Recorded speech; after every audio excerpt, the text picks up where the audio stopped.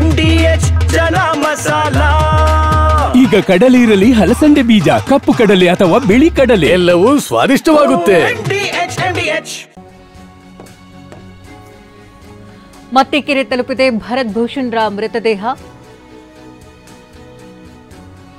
ಅಂತಿಮ ವಿಧಿವಿಧಾನಕ್ಕೆ, ಅಂತಿಮ ದರ್ಶನಕ್ಕೆ ಈಗಾಗಲೇ ಕುಟುಂಬಸ್ಥರು ತಯಾರಿಯನ್ನು ಮಾಡಿಕೊಂಡಿದ್ದಾರೆ.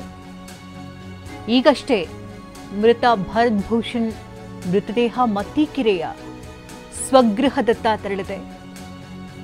ಅಂತಿಮ ದರ್ಶನಕ್ಕೆ ವ್ಯವಸ್ಥೆಯನ್ನ ಕಲ್ಪಿಸಲಾಗಿದ್ದು ಹೆಚ್ಚಿನ ಪೊಲೀಸರ ಭದ್ರತೆಯನ್ನು ಅಲ್ಲಿ ಕೈಗೊಳ್ಳಲಾಗಿದೆ. ಅತ್ಯಂತ ಗಣ್ಯರು, ಕೇಂದ್ರ ಸಚಿವರು ಅಂತಿಮ ದರ್ಶನದಲ್ಲಿ ಪಾಲ್ಗೊಳ್ಳುವಂತಹ ಸಾಧ್ಯತೆ ಕೂಡ ದಟ್ಟವಾಗಿದೆ. ಇಡೀ ಕುಟುಂಬಸ್ಥರೆಲ್ಲರೂ ಕೂಡ ರಾತ್ರಿಯಿಂದಲೇ ಮನೆ ಹತ್ರ ಬೀಡು ಬಿಟ್ಟಿದ್ದಾರೆ. ಭರತ್ ಮೃತದೇಹವನ್ನ ಅಂತಿಮ ದರ್ಶನವನ್ನ ಪಡೆದುಕೊಳ್ಳುವಂತಹ ನಿಟ್ಟಿನಲ್ಲಿ ಕುಟುಂಬಸ್ಥರು ಈಗಾಗಲೇ ಅಲ್ಲಿ ತೆರಳಿ ಕಾಯ್ತಾ ಇದ್ರು. ನೇರ ದೃಶ್ಯಾವಳಿಗಳನ್ನು ನೋಡ್ತಾ ಇದ್ವಿ.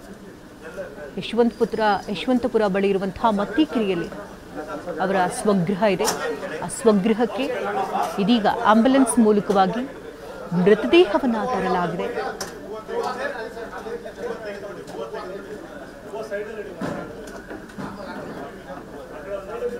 ಕುಟುಂಬಸ್ಥರು ಮೃತದೇಹವನ್ನು ಬರಮಾಡಿಕೊಂಡಿದ್ದಾರೆ. ಬಾಕ್ಸ್ ಕೂಡ ಇಟ್ಟಿದ್ದಾರೆ. ಬಾಕ್ಸ್ ಮೂಲಕವಾಗಿ ಮೃತದೇಹವನ್ನು ತರಲಾಗಿದ್ದು ಅಂತಿಮ ದರ್ಶನಕ್ಕೆ ವ್ಯವಸ್ಥೆಯನ್ನು ಕಲ್ಪಿಸಲಾಗಿದೆ. ಕುಟುಂಬಸ್ಥರು, ಆಪ್ತೇಷ್ಟರೆಲ್ಲರೂ ಕೂಡ ಸ್ಥಳದಲ್ಲಿ ಮೃತದೇಹವನ್ನು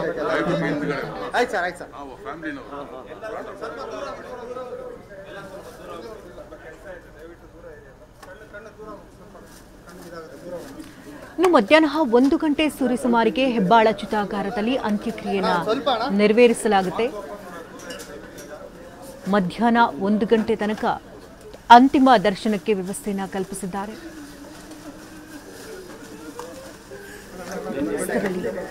ದುಃಖ ಮಡುಗುಟ್ಟಿದೆ. ಇಷ್ಟೇ ಹತ್ರ ಕೂಡ ತೀರದಂತಹ ಕಣ್ಣೀರು ಬತ್ತೋದೇ ಇಲ್ಲ. ಬಹುಶಃ ಈ ಸಂದರ್ಭದಲ್ಲಿ ಅಷ್ಟು ದುಃಖ ಮಡುಗುಟ್ಟಿದೆ. ಮತ್ತಿಕೆರೆಯನ್ನು ತಲುಪಿದೆ ಭರತ್ ಭೂಷಣ್ ಮೃತದೇಹ. ಸ್ವಗೃಹದಲ್ಲಿ ಭರತ್ ಭೂಷಣ್ ಅಂತಿಮ ದರ್ಶನಕ್ಕೆ ವ್ಯವಸ್ಥೆಯನ್ನು ಕಲ್ಪಿಸಿದ್ದಾರೆ. ಮಧ್ಯಾಹ್ನ 1 ಗಂಟೆಗೆ ಹೆಬ್ಬಾಳ ಚಿತಾಗಾರದಲ್ಲಿ ಅಂತ್ಯಕ್ರಿಯೆಯನ್ನು ನೆರವೇರಿಸಲಾಗುತ್ತೆ. ಈಗಷ್ಟೇ ಮತ್ತಿಕೆರೆಯನ್ನು ತಲುಪಿದೆ ಭರತ್ ಭೂಷಣ್ ರ ಮೃತದೇಹ. ಅಂತಿಮ ದರ್ಶನಕ್ಕೆ ವ್ಯವಸ್ಥೆಯನ್ನು ಕೂಡ ಕಲ್ಪಿಸಿದ್ದಾರೆ.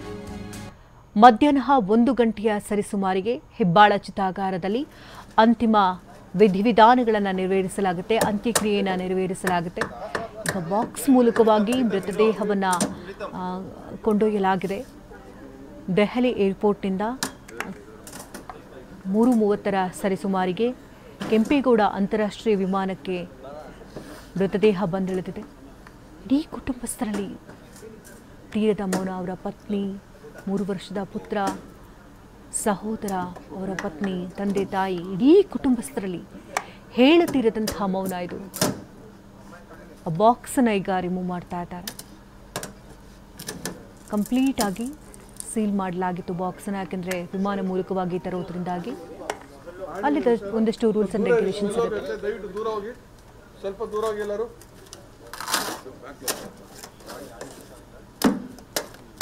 ಆಣಿ ಹುಷಾರ್ ದಯವಿಟ್ಟು.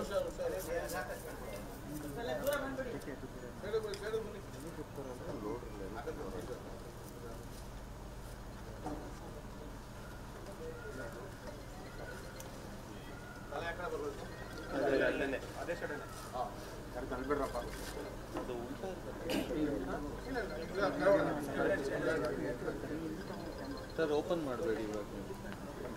ಒಂದು ನಿಮಿಷ ಹೇಳಿ ಸರ್, ಸ್ವಲ್ಪ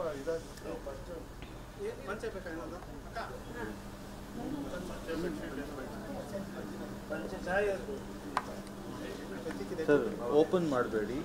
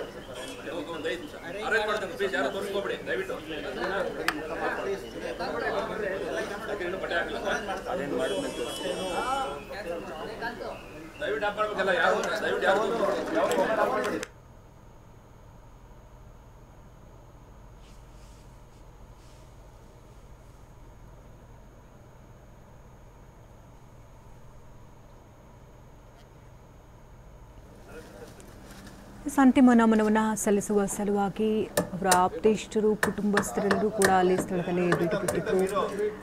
ಈಗಷ್ಟೇ ಮತ್ತಿಕೆರೆಯ ಭರತ್ ನಿವಾಸಕ್ಕೆ ಮೃತದೇಹವನ್ನು ತರಿಸಲಾಗಿದೆ.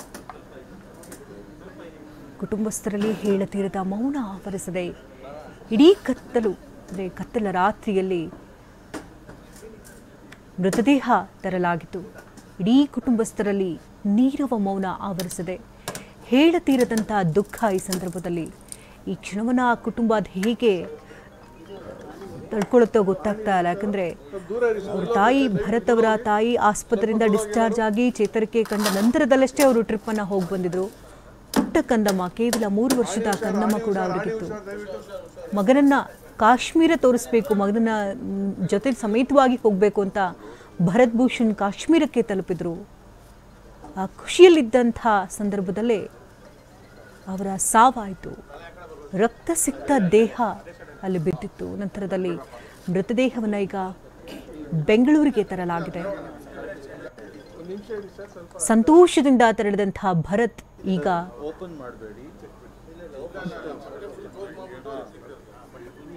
ಶವವಾಗಿ ವಾಪಸ್ ಸ್ವಗೃಹಕ್ಕೆ ಬಂದಿದ್ದಾರೆ. ಇಲ್ಲಿವರೆಗೂ ಕೂಡ ಅವರ ತಾಯಿಗೆ ಈ ವಿಚಾರ ಇನ್ನೂ ಮುಟ್ಟಿಲ್ಲ. ಆ ತಾಯಿ ಜೀವ ಅದು ಹೇಗೆ ಈ ಕ್ಷಣಗಳನ್ನು ಅರಗಿಸ್ಕೊಳ್ಳುತ್ತೋ ಗೊತ್ತಾಗ್ತಾ ಇಲ್ಲ. ಯಾಕೆಂದರೆ ವಯೋಸಹಜ ಕಾಯಿಲೆಯಿಂದ ಅವರ ತಾಯಿ ಬಳಲ್ತಾ ಇದ್ರು. ಆಸ್ಪತ್ರೆಗೂ ಕೂಡ ಸೇರಿಸಲಾಗಿತ್ತು. ಡಿಸ್ಚಾರ್ಜ್ ಆದ ನಂತರದಲ್ಲೇ ಅವರು ಚೇತರಿಕೆ ಕಂಡಿದ್ದಾರೆ ಅಂತ ತಿಳಿದುಕೊಂಡ ನಂತರದಲ್ಲಷ್ಟೇ ಅವರು ಟ್ರಿಪ್ಗೆ ಹೊರಟಿದ್ರು. ಪುತ್ರ ವಾಪಸ್ ಬಂದಿದ್ದಾನೆ, ಅದು ಶವವಾಗಿ ಅಂದರೆ ಆ ತಾಯಿ ಜೀವ ಅದು ಹೇಗೆ ಅದನ್ನು ಅರಗಿಸ್ಕೊಳ್ಳುತ್ತೋ ಗೊತ್ತಾಗ್ತಾ ಇಲ್ಲ. ಇಡೀ ಕುಟುಂಬಸ್ಥರಲ್ಲಿ ಹೇಳತಿರದಂಥ ಮೌನ, ದುಃಖ, ಎಲ್ಲರ ಕಣ್ಣಂಚಿನಲ್ಲೂ ಕೂಡ ನೀರು. ಎಷ್ಟೇ ಹತ್ರ ಕೂಡ ಬತ್ತೋಗದಂತಹ ಕಣ್ಣೀರು.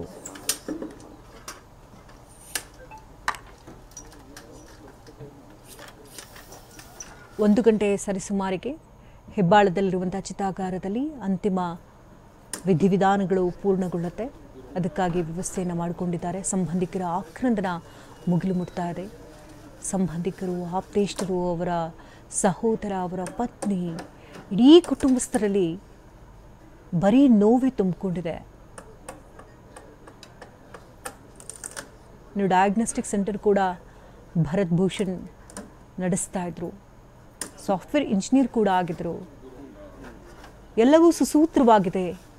ಇನ್ನೇನು ನಮ್ಮ ಜೀವನದಲ್ಲಿ ಯಾವುದಕ್ಕೂ ಕೂಡ ಕೊನೆ ಇಲ್ಲ. ಖುಷಿಯಲ್ಲಿದ್ದಂತಹ ಸಂದರ್ಭ ಅದು. ಇತ್ತ ಶಿವಮೊಗ್ಗದತ್ತ ಮಂಜುನಾಥ್ ಮೃತದೇಹ ರವಾನೆಯಾಗಿದ್ದು ದಾಬಸ್ಪೇಟೆಯನ್ನ ದಾಟಿದೆ ಮೃತದೇಹ. ಆಂಬ್ಯುಲೆನ್ಸ್ ಮೂಲಕವಾಗಿ ರಸ್ತೆ ಮಾರ್ಗದಲ್ಲಿ ತೆರಳುತ್ತಾ ಇದೆ. ಶಿವಮೊಗ್ಗದತ್ತ ಮೃತದೇಹ ರವಾನೆ ಆಗ್ತಾ ಇದೆ. ತುಮಕೂರು, ಚಿತ್ರದುರ್ಗ, ಚನ್ನಗಿರಿ ಮೂಲಕ ಶಿವಮೊಗ್ಗಕ್ಕೆ ಪಯಣವನ್ನು ಬೆಳೆಸಲಾಗಿದ್ದು ಶಿವಮೊಗ್ಗದತ್ತ ಮಂಜುನಾಥ್ ಮೃತದೇಹವನ್ನು ರವಾನಿಸಲಾಗಿದೆ. ದಾಬಸ್ಪೇಟೆಯನ್ನ ಮೃತದೇಹ ದಾಟಿದೆ. ಇನ್ನು ಮೃತದೇಹದೊಟ್ಟಿಗೆ ಅವರ ಪತ್ನಿ, ಅವರ ಪುತ್ರ ಹಾಗೆ ಅವರ ಸಹೋದರ ಕೂಡ ಜೊತೆನಲ್ಲೇ ತೆರಳುತ್ತಾ ಇದ್ದಾರೆ. ತುಮಕೂರು, ಚಿತ್ರದುರ್ಗ, ಚನ್ನಗಿರಿ ಮೂಲಕವಾಗಿ ಶಿವಮೊಗ್ಗಕ್ಕೆ ಮೃತದೇಹವನ್ನು ಕೊಂಡೊಯ್ಯಲಾಗ್ತಾ ಇದೆ. ಇತ್ತ ಭರತ್ ಭೂಷಣ್ ಅವರ ಸ್ವಗೃಹಕ್ಕೆ ಮೃತದೇಹವನ್ನು ತರಲಾಗಿದ್ದು ಕುಟುಂಬಸ್ಥರ ಆಕ್ರಂದನ ಮುಗಿಲು ಮುಟ್ಟಿದೆ. ಒಂದು ಬದಿಯ ದೃಶ್ಯಗಳು ಭರತ್ ಭೂಷಣ್ ಹಾಗೆ ಮಂಜುನಾಥ್ ಮೃತದೇಹಗಳು ಬೆಂಗಳೂರಿನ ಏರ್ಪೋರ್ಟ್ಗೆ ಬಂದಿಳಿದಂತಹ ಸಂದರ್ಭ. ತೇಜಸ್ವಿ ಸೂರ್ಯ ಹಾಗೆ ಕೇಂದ್ರ ರೈಲ್ವೆ ಸಚಿವ ಸೋಮಣ್ಣ ಅವರು ಕೂಡ ಸ್ಥಳದಲ್ಲೇ ಇದ್ದರು. ಇನ್ನು ಜಿಲ್ಲಾಡಳಿತದಿಂದ ಕೂಡ ಅಂತಿಮ ನಮನವನ್ನು ಸಲ್ಲಿಸಲಾಯಿತು. ಕುಟುಂಬಸ್ಥರಿಗೆ ಸಾಂತ್ವನ ಹೇಳೋದ್ರ ಮೂಲಕ ಕೇಂದ್ರ ಸಚಿವರು ಅಂತಿಮ ನಮನವನ್ನು ಸಲ್ಲಿಸಿದ್ದಾರೆ. ಅಲ್ಲಿಂದ ಆಂಬ್ಯುಲೆನ್ಸ್ ಮೂಲಕವಾಗಿ 2 ಪ್ರತ್ಯೇಕ ಆಂಬ್ಯುಲೆನ್ಸ್ ಮೂಲಕವಾಗಿ ಮೃತದೇಹಗಳನ್ನು ಅವರ ಸ್ವಗೃಹಕ್ಕೆ ತರಲಾಯಿತು. ಇನ್ನು ಸ್ವಗೃಹದಲ್ಲಿ ಮೃತದೇಹಗಳನ್ನು ತರಲಾಗಿತ್ತು. ಒಂದು ಬದಿಯಲ್ಲಿ ಭರತ್ ಭೂಷಣ್ ಮೃತದೇಹವನ್ನು ಸ್ವಗೃಹಕ್ಕೆ ತಂದಿದ್ದಾರೆ. ಯಶವಂತಪುರದಲ್ಲಿರುವಂತಹ ಮತ್ತಿಕೆರೆಯಲ್ಲಿ ಅವರ ಸ್ವಗೃಹ ಇದೆ. ಅಲ್ಲಿಗೆ ಮೃತದೇಹ ಬಂದಿಳಿದಿದ್ದು ಅಂತಿಮ ದರ್ಶನಕ್ಕೆ ಈಗಾಗಲೇ ವ್ಯವಸ್ಥೆಯನ್ನು ಕಲ್ಪಿಸಲಾಗಿದೆ. ಇಡೀ ಕುಟುಂಬಸ್ಥರಲ್ಲಿ ಆಕ್ರಂದನ ಮುಗಿಲು ಮುಟ್ಟಿದೆ. ಮತ್ತೊಂದು ಬದಿಯಲ್ಲಿ ಮಂಜುನಾಥ್ ಮೃತದೇಹವನ್ನು ಈಗಾಗಲೇ ಕೊಂಡೊಯ್ಯಲಾಗ್ತಾ ಇದೆ. ಶಿವಮೊಗ್ಗದತ್ತ ಮಂಜುನಾಥ್ ಮೃತದೇಹವನ್ನು ಆಂಬ್ಯುಲೆನ್ಸ್ ಮೂಲಕವಾಗಿ ಕೊಂಡೊಯ್ತಾ ಇದ್ದಾರೆ. ಪೈಶಾಚಿಕ ಕೃತ್ಯಕ್ಕೆ ಬಲಿಯಾದಂತಹ ಶಿವಮೊಗ್ಗದ ಮಂಜುನಾಥ್ ಮೃತದೇಹ ರವಾನೆಯಾಗಿದ್ದು 9 ಗಂಟೆ ಸರಿಸುಮಾರಿಗೆ ಶಿವಮೊಗ್ಗಕ್ಕೆ ಮೃತದೇಹ ತಲುಪುವಂತಹ ಸಾಧ್ಯತೆ ಇದು. ಅಂತಿಮ ದರ್ಶನಕ್ಕೆ ಅಂತಿಮ ವಿಧಾನಗಳು ಎಲ್ಲವೂ ಕೂಡ ಕುಟುಂಬಸ್ಥರು ಒಂದು ಕಡೆ ಮಾಡಿಕೊಳ್ತಿದ್ದಾರೆ. ಅವರ ಪತ್ನಿ ಪಲ್ಲವಿ ಹಾಗೆ ಪುತ್ರ, ಇನ್ನು ಪತ್ನಿಯ ಸಹೋದರ ಒಟ್ಟಿಗೆ ಆಂಬ್ಯುಲೆನ್ಸ್ನಲ್ಲಿ ತೆರಳುತ್ತಾ ಇದ್ದಾರೆ. ಕುಟುಂಬಸ್ಥರಿಗೆ ಭರತ್ ಭೂಷಣ್ ನಿವಾಸದಲ್ಲಿ ಸಾಂತ್ವನವನ್ನು ಹೇಳ್ತಾ ಇದ್ದಾರೆ ಸಂಬಂಧಿಕರು, ಆಪ್ತೇಷ್ಟರೆಲ್ಲರೂ ಕೂಡ ಅಲ್ಲಿಗೆ ಆಗಮಿಸಿ 3 ವರ್ಷದ ಪುಟ್ಟ ಕಂದ, ಏನೂ ಕೂಡ ಆ ಮಗುಗೆ ಗೊತ್ತಾಗ್ತಾ ಇಲ್ಲ, ಏನಾಗ್ತದೆ, ತಂದೆಗೆ ಏನಾಗಿದೆ, ಯಾವ ಕಾರಣಕ್ಕಾಗಿ ಇಷ್ಟೊಂದು ಜನ ಸೇರಿದ್ದಾರೆ, ಏನೂ ಕೂಡ ಅರಿಯದಂತಹ ಪುಟ್ಟ ಕಂದ ಅದು. ಆ ಪುಟ್ಟ ಕಂದನ ಮುಂದೆಯೇ ತಂದೆ ಶವವಾಗಿ ಹೋದರು ಅಂದರೆ ಇಡೀ ಜೀವಮಾನದಲ್ಲಿ ಆ ಪುಟ್ಟ ಮಗು ತನ್ನ ತಂದೆ ಅಂತ ನೆನಪಿಸ್ಕೊಂಡಂತಹ ಸಂದರ್ಭದಲ್ಲಿ ಯಾವ ದೃಶ್ಯಗಳು ಕಣ್ಮುಂದೆ ಬರ್ಬೋದು. ಆ ಪುತ್ರನನ್ನು ಕಾಣ್ತಾ ಇದ್ದಂತೆ ಎಲ್ಲರ ಕಣ್ಣಿನಲ್ಲೂ ಕೂಡ ನೀರು ಉಮ್ಮಳಿಸಿ ಬರ್ತಾ ಇದೆ.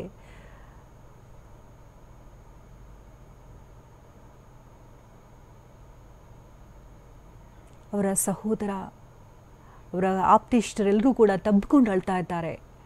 ಯಾಕಂದರೆ ಭರತ್ ಭೂಷಣ್ ಇನ್ನೇನಿದ್ರೂ ಕೇವಲ ನೆನಪು ಮಾತ್ರ ಅಷ್ಟೇ. ಒಂದು ಕಹಿ ಘಟನೆ ಆ ಕುಟುಂಬದಲ್ಲಿ ನಡೆದು ಹೋಗಿದೆ.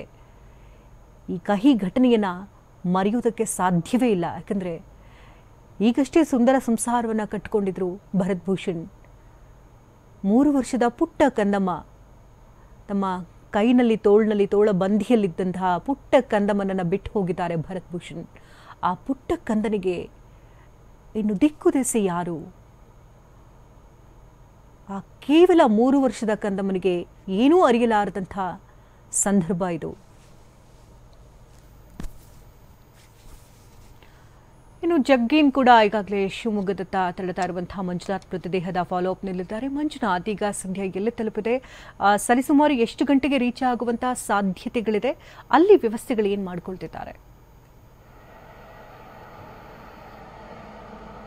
ಶಕುಂತಲಾ, ಈಗಾಗಲೇ ಏನಂತಂದ್ರೆ ಬೆಂಗಳೂರಿನ ಕೆಂಪೇಗೌಡ ಏರ್ಪೋರ್ಟ್ಗೆ ಬಂದಿಳಿದಿರ್ತಕ್ಕಂತಹ ಮಂಜುನಾಥ್ ಅವರ ಮೃತದೇಹ ದೇವನಹಳ್ಳಿ ಮುಖಾಂತರವಾಗಿ ಈಗ ದಾಬಸ್ಪೇಟೆ ಬಳಿ ತಲುಪಿರ್ತಕ್ಕಂಥದ್ದು. ದಾಬಸ್ಪೇಟೆ ಬಳಿ ನಾವು ಕೂಡ ಇರ್ತಕ್ಕಂಥದ್ದು, ಅಂದ್ರೆ ಪಾರ್ಥಿವ ಶರೀರದ ಜೊತೆಗೆ ಹೋಗ್ತಾ ಇರ್ತಕ್ಕಂಥದ್ದು. ಈಗ ಏನಂತಂದ್ರೆ 9 ಗಂಟೆ ವೇಳೆಗೆ ಶಿವಮೊಗ್ಗವನ್ನ ಮಂಜುನಾಥ್ ಅವರ ಮೃತದೇಹ ತಲುಪಲಿದೆ. ಅಲ್ಲಿ ಅವರ ಮನೆಯ ಬಳಿ ವಿಧಿವಿಧಾನಗಳನ್ನ ನೆರವೇರಿಸಲಿಕ್ಕೆ ಎಲ್ಲ ಸಿದ್ಧತೆಗಳು ಆಗ್ತಾ ಇರ್ತಕ್ಕಂಥದ್ದು. ಜೊತೆಗೆ ಏನಂತಂದ್ರೆ ಪ್ರಮುಖವಾಗಿ ಇವತ್ತು ಅವರ ಪಾರ್ಥಿವ ಶರೀರವಾದ ಅಂತಿಮ ದರ್ಶನ ಪಡಲಿಕ್ಕೆ ಇಡೀ ಶಿವಮೊಗ್ಗದ ಜನರು ಕೂಡ ಸಾಕಷ್ಟು ಸಂಖ್ಯೆಯಲ್ಲಿ ಆಗಮಿಸುವಂತಹ ನಿರೀಕ್ಷೆಗಳು ಕೂಡ ಇರ್ತಕ್ಕಂಥದ್ದು. ಈಗಾಗಲೇ ಏನಂತಂದ್ರೆ ಪ್ರಮುಖವಾಗಿ ಶಿವಮೊಗ್ಗದ ಅಂಗಡಿ ಮುಂಗಟ್ಟುಗಳೆಲ್ಲವೂ ಕೂಡ ಸ್ವಯಂ ಪ್ರೇರಿತವಾಗಿ ಬಂದ್ ಆಗಿರ್ತಕ್ಕಂಥದ್ದು. ಒಂದು ಭಯೋತ್ಪಾದನೆ ನಿರ್ಮೂಲನೆ ಆಗಬೇಕು ಅನ್ನುವಂಥ ನಿಟ್ಟಿನಲ್ಲಿ ಸಂಪೂರ್ಣವಾಗಿ ಈಗ ಶಿವಮೊಗ್ಗದ ಜನರು ಬಂದ್ ಮಾಡಿ ಮಂಜುನಾಥ್ ಅವರ ಅಂತಿಮ ದರ್ಶನಕ್ಕೆ ಕೂಡ ಸಿದ್ಧರಾಗಿರ್ತಕ್ಕಂಥದ್ದು. 9 ವೇಳೆಗೆ ಪಾರ್ಥಿವ ಶರೀರ ತಲುಪಿದ ನಂತರ ಅಲ್ಲಿ ರೋಟರಿ ಚಿತಾಗಾರಕ್ಕೆ ಮೆರವಣಿಗೆ ಮೂಲಕ ತೆಗೆದುಕೊಂಡು ಹೋಗಿ ಮಧ್ಯಾಹ್ನದ ವೇಳೆಗೆ ಅಂತ್ಯ ಸಂಸ್ಕಾರವನ್ನ ಮಾಡುವಂತಹ ಎಲ್ಲ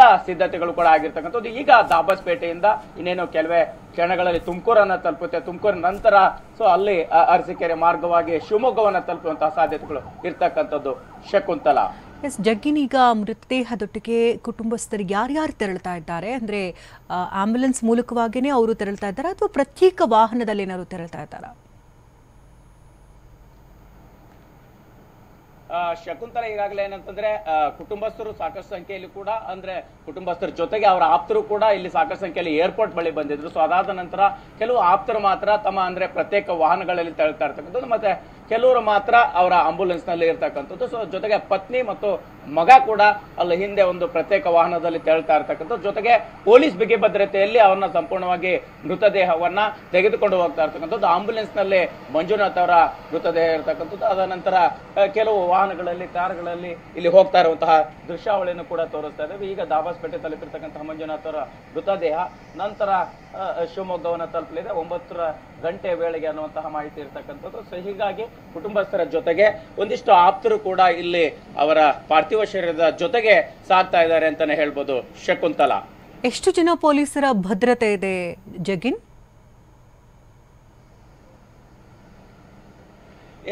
ಅಂದ್ರೆ ಬೆಂಗಳೂರಿನ ಕೆಂಪೇಗೌಡ ಏರ್ಪೋರ್ಟ್ ತಲುಪಿದಂತ ಸಂದರ್ಭದಲ್ಲಿ ಅಂದ್ರೆ ಸಹಜವಾಗಿ ಸಾಕಷ್ಟು ಅವರ ಆಪ್ತರು ಕೂಡ ಬಂದಂತ ಸಂದರ್ಭದಲ್ಲಿ, ಜೊತೆಗೆ ಈ ವಿಚಾರ ತಿಳಿದಂತ ಸಾರ್ವಜನಿಕರು ಕೂಡ ಅಲ್ಲಿ ಬಂದಿದ್ರು. ಬಟ್ ಅಲ್ಲಿ ಪೊಲೀಸ್ ಬಿಗಿ ಭದ್ರತೆ ಹೆಚ್ಚಿನ ಸಂಖ್ಯೆಯಲ್ಲಿತ್ತು. ಬಟ್ ಈಗ ಏನಂತಂದ್ರೆ ಈ ಗಡಿ ದಾಟುವಂತಹ ಏನು ಪ್ರದೇಶ ಇರುತ್ತೋ ಅಲ್ಲಿವರೆಗೂ ಕೂಡ ಒಂದು ಎಸ್ಕಾರ್ಟ್ ಅನ್ನ ನಿಯೋಜನೆ ಮಾಡಿರ್ತಕ್ಕಂಥದ್ದು. ಅಂದ್ರೆ ಪೊಲೀಸ್ ವಾಹನ, ಆಂಬುಲೆನ್ಸ್ ಗೆ ದಾರಿ ಮಾಡಿಕೊಡುವಂತ ನಿಟ್ಟಿನಲ್ಲಿ ಮತ್ತೆ ರಕ್ಷಣೆ ನೀಡುವಂತ ನಿಟ್ಟಿನಲ್ಲಿ ಎಸ್ಕಾರ್ಟ್ ಅರೇಂಜ್ ಮಾಡಿರ್ತಕ್ಕಂಥದ್ದು. ಸೊ ಹೀಗಾಗಿ ಏನಂತಂದ್ರೆ ಪೊಲೀಸ್ ಬಿಗಿ ಭದ್ರತೆಯಲ್ಲೇ ಮಂಜುನಾಥ್ ಅವರ ಪಾರ್ಥಿವ ಶರೀರ ಸಾಗ್ತಾ ಇದೆ. ಸೊ ಆಯಾ ಗಡಿ ಭಾಗಕ್ಕೆ ಏನಂತಂದ್ರೆ ಆಯಾ ಜಿಲ್ಲೆಯನ್ನು ತಲುಪಿದಂತ ಸಂದರ್ಭದಲ್ಲಿ ಸೊ ಅಲ್ಲಿ ಪೊಲೀಸರು ಬಂದು ಎಸ್ಕಾರ್ಟ್ ಮಾಡುವಂತದ್ದು ಈಗ ಆಗ್ತಾ ಇದೆ. ಸೊ ಸಂಪೂರ್ಣವಾಗಿ ಬಿಗಿ ಭದ್ರತೆಯನ್ನು ಕೂಡ ಮಾಡಿಕೊಂಡು ಈಗ ಪಾರ್ಥಿವ ಶರೀರವನ್ನು ತೆಗೆದುಕೊಂಡು ಹೋಗ್ತಾ ಇರುವಂತದ್ದು. ದಾರಿಯುದ್ದಕ್ಕೂ ಕೂಡ ಪೊಲೀಸ್ ಬಿಗಿ ಭದ್ರತೆ ಇರುತ್ತೆ. ಸೊ ಹಾಗಾಗಿ ಅಲ್ಲಿ ಶಿವಮೊಗ್ಗದಲ್ಲಿ ಸಾಕಷ್ಟು ಸಂಖ್ಯೆಯ ಅಂದ್ರೆ ಜನರು ಕೂಡ ಅಂತಿಮ ದರ್ಶನವನ್ನ ಪಡೀಲಿಕ್ಕೆ ಕಾಯ್ತಾ ಇದ್ದಾರೆ. ಸೊ ಒಟ್ಟಾರೆಯಾಗಿ ಏನಂತಂದ್ರೆ ಉಗ್ರರ ಗುಂಡಿಗೆ ದಾಳಿಗೆ ಬಲಿಯಾಗಿದ್ದಂತಹ ಮಂಜುನಾಥ್ ಅವರ ಪಾರ್ಥಿವ ಶರೀರವನ್ನ ಈ ರೀತಿಯಾಗಿ ತೆಗೆದುಕೊಂಡು ಹೋಗ್ತಾ ಇರುವಂತದ್ದು ಅಕ್ಷರ ಸಹ ಅವರ ಪತ್ನಿ ಹಾಗೂ ಮಗನಿಗೆ ಬೇಸರದ ಸಂಗತಿ. ಅಷ್ಟೇ ಅಲ್ಲ, ಸೊ ಅವರ ಆಪ್ತರಿಗೂ ಕೂಡ ಬೇಸರದ ಸಂಗತಿ. ಸೊ ಕಣ್ಣೀರಿಡ್ತಲೇ ಒಂದ್ ರೀತಿ ಮನೆಯನ್ನ ತಲುಪ್ತಾ ಇದ್ದಾರೆ. ಅಂದ್ರೆ ಪ್ರವಾಸಕ್ಕೆ ಹೋದಂತವ್ರು ಈ ರೀತಿ ಬರುವಂತಹದ್ದನ್ನ ಯಾರು ಕೂಡ ನಿರೀಕ್ಷೆ ಮಾಡಿರ್ಲಿಲ್ಲ. ಸೊ ಹೀಗಾಗಿ ಈಗ ಅವರ ಪಾರ್ಥಿವ ಶರೀರ ಶಿವಮೊಗ್ಗವನ್ನ ತಲುಪುವಂತ ನಿಟ್ಟಿನಲ್ಲಿ ಎಲ್ಲಾ ಸಿದ್ಧತೆಗಳು ಕೂಡ ಆಗಿದೆ. ಸೊ ಮಾರ್ಗದಲ್ಲಿ ಹೋಗ್ತಾ ಇದೆ ಅಂತಾನೆ ಹೇಳ್ಬೋದು. ಇನ್ನೇನು ಕೆಲವೇ ಕ್ಷಣಗಳಲ್ಲಿ ತುಮಕೂರನ್ನ ತಲುಪ್ತಾ ಇದೆ ಅವರ ಮಂಜುನಾಥ್ ಅವರ ಪಾರ್ಥಿವ ಶರೀರ ಅಂತ ಹೇಳ್ಬೋದು. ಶಕುಂತಲಾ, ಎಸ್ ಜಗ್ಗಿ, ನೀನು ಮಧ್ಯದಲ್ಲೆಲ್ಲಾದ್ರೂ ತಂಗುತಾಣಗಳಲ್ಲೆಲ್ಲಾದ್ರೂ ಮಧ್ಯದಲ್ಲೇನಾದ್ರೂ ನಿಲ್ಲಿಸ್ತಾರೆ? ಯಾಕಂದ್ರೆ ಅವರ ಕುಟುಂಬಸ್ಥರು, ಆಪ್ತೇಷ್ಟರು ಸಾಕಷ್ಟು ಸಂಖ್ಯೆಯಲ್ಲಿ ಇರ್ತಾರೆ. ಸೊ ಮಧ್ಯದಲ್ಲೆಲ್ಲಾದ್ರೂ ನಿಲ್ಲಿಸುವಂತಹ ಸಾಧ್ಯತೆಗಳಿದೆ. ಯಾಕಂದ್ರೆ ಜೊತೆಗೆ ಅಂತಿಮ ದರ್ಶನಕ್ಕೆ ದೊಡ್ಡ ದೊಡ್ಡ ವ್ಯಕ್ತಿಗಳು ಕೂಡ ಬರುವಂತಹ ಸಾಧ್ಯತೆಗಳಿದೆ, ಗಣ್ಯರು ಬರ್ತಾರೆ ಅಂತ ಹೇಳಲಾಗ್ತಾ ಇದೆ. ಸೊ ಯಾರೆಲ್ಲ ಬರುವಂತಹ ನಿರೀಕ್ಷೆಗಳಿದೆ? ಶಕುಂತಲಾ, ಖಂಡಿತ ಏನಂತಂದ್ರೆ ಈಗ ಅವರ ಆಪ್ತರಿಗೂ ಕೂಡ ವಿಷಯ ಗೊತ್ತಿದೆ, ಇಡೀ ಜನತೆಗೆ ವಿಷಯ ಗೊತ್ತಿದೆ. ಸೊ ಮಾರ್ಗ ಮಧ್ಯದಲ್ಲಿ ಬಟ್ ಎಲ್ಲಿ ಆದ್ರೂ ನಿಲ್ಲಿಸುವಂತದ್ರ ಬಗ್ಗೆ ಇನ್ನೂ ಕೂಡ ಸ್ಪಷ್ಟವಾದ ಮಾಹಿತಿ ಇಲ್ಲ. ಕೆಂಪೇಗೌಡ ಏರ್ಪೋರ್ಟ್ ನಿಂದ ನೇರವಾಗಿ ಶಿವಮೊಗ್ಗಕ್ಕೆ ಪಾರ್ಥಿವ ಶರೀರವನ್ನ ಆಂಬುಲೆನ್ಸ್ ಮುಖಾಂತರವಾಗಿ ತೆಗೆದುಕೊಂಡು ಹೋಗ್ತಾ ಇದ್ರೆ, ಆ ಪ್ರಕಾರ ಶಿವಮೊಗ್ಗಕ್ಕೆ ತೆರಳಿದ ನಂತರ ಅಲ್ಲಿ ಅವರ ಒಂದು ಅಂತಿಮ ದರ್ಶನವನ್ನ ಪಡೆಯಲಿಕ್ಕೆ ಸಾಕಷ್ಟು ಸಂಖ್ಯೆಯ ಜನರು ಬರ್ತಾರೆ. ಯಥಾ ಪ್ರಕಾರ ಒಂದಿಷ್ಟು ರಾಜಕಾರಣಿಗಳು, ಗಣ್ಯರು, ಸೊ ಅವರ ಆಪ್ತರು ಎಲ್ಲರೂ ಕೂಡ ಆಗಮಿಸುವಂತಹ ನಿರೀಕ್ಷೆಗಳಿದೆ. ಬಟ್ ಮಾರ್ಗ ಮಧ್ಯದಲ್ಲಿ ಎಲ್ಲೂ ಅಂದ್ರೆ ನಿಲ್ಲಿಸುವಂತಹ ವ್ಯವಸ್ಥೆ ಅಥವಾ ಪ್ಲಾನ್ ಸದ್ಯಕ್ಕೆ ಇನ್ನೂ ಕೂಡ ಸ್ಪಷ್ಟವಾಗಿಲ್ಲ. ಬಟ್ ತೀರಾ ಆಪ್ತರು ಯಾರಾದ್ರೂ ಬಂದ್ರೆ ಅದು ಶಿವಮೊಗ್ಗವನ್ನು ತಲುಪುವ ಹಂತಕ್ಕೆ ಹೋಗ್ತಾ ಹೋಗ್ತಾ ಗೊತ್ತಾಗುತ್ತೆ ಅಂತ ಹೇಳ್ಬೋದು. ಸೊ ಅಲ್ಲಿ ಅಂದ್ರೆ ಸಂಪೂರ್ಣವಾಗಿ ಅಂತಿಮ ದರ್ಶನವನ್ನ ಪಡೆದ ನಂತರ ಅವರನ್ನ ಮೆರವಣಿಗೆ ಮುಖಾಂತರ ಅಂದ್ರೆ ಅಂತ್ಯಕ್ರಿಯೆಯನ್ನ ಮಾಡುವಂತಹ ಸಕಲ ಸಿದ್ಧತೆಗಳು ಅಲ್ಲಾಗಿದೆ. ಸೊ ಈಗಾಗಲೇ ಏನಂತಂದ್ರೆ ಶಿವಮೊಗ್ಗದ ಜನರು ಕೂಡ ಸ್ವಯಂ ಪ್ರೇರಿತವಾಗಿ ಬಂದ್ ಮಾಡಿ ಈ ಒಂದು ದಾಳಿಯನ್ನು ಖಂಡಿಸ್ತಾ ಸೊ ಜೊತೆಗೆ ಇವರ ಅಂತಿಮ ದರ್ಶನವನ್ನ ಪಡೆಯಲಿಕ್ಕೆ ಸಿದ್ಧರಾಗಿರ್ತಕ್ಕಂತಹ ಮಾಹಿತಿ ಮಾತ್ರ ಸದ್ಯಕ್ಕೆ ಇರುವಂತದ್ದು. ಸೊ ಈಗ ಇಲ್ಲಿಂದ ಹೋದ ನಂತರ ಆ ಎಲ್ಲ ಪ್ರಕ್ರಿಯೆಗಳು ಆಗುತ್ತೆ ಅಂತಾನೆ ಹೇಳ್ಬೋದು. ಧನ್ಯವಾದ ಜಗಿನ್, ತಮ್ಮೆಲ್ಲ ಅಪ್ಡೇಟ್ಸ್ಗಾಗಿ. ಯಾಕೆ ಈಗ ಬಂತ ಸ್ವಾದ? ಖಂಡಿತ ಈಗ ಬಂತು ಅಸಲಿ ಸ್ವಾದ. MDH chunky chaat masala life ಅಲ್ಲಿ ಅಸಲಿ ಸ್ವಾದ ತರುತ್ತೆ. ಅಸಲಿ ಮಸಾಲ, ಎಸ್ ಎಸ್ MDH.